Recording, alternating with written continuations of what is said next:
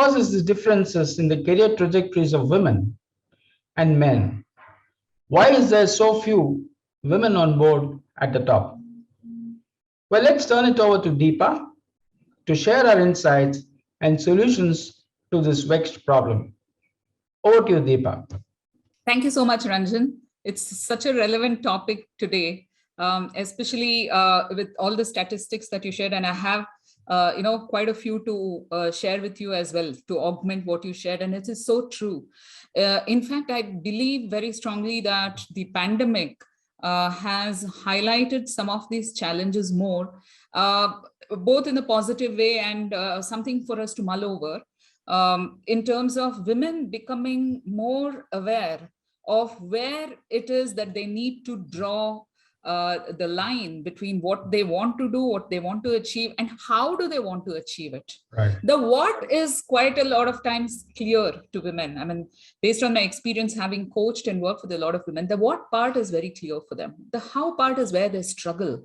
And I think the how part is where they really need a little bit of mentoring, guiding, coaching, whatever we call it. And I think this is not just for women. Everyone who's going through a transition in their career require that little bit of a hand holding and guidance in terms of what they need to do next. Right.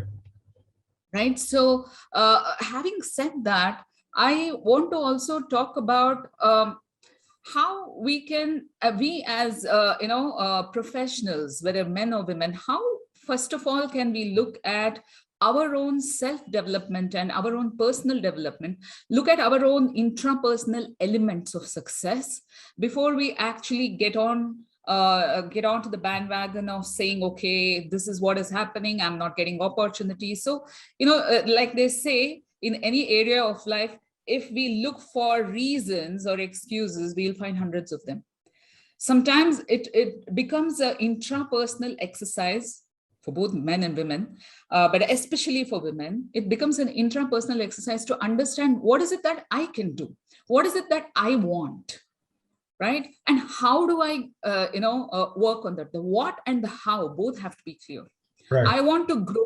I want to become, I want to grow to a leadership position. These elements of the what are pretty clear to women. The how is where I think they miss out on the journey. So this is what I want to share with you in the next probably 20-25 minutes.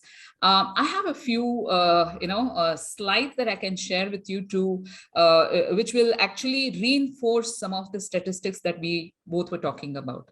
So what I want to share with you is women on board, yes, but what are those critical success factors that help women, get ready for the future?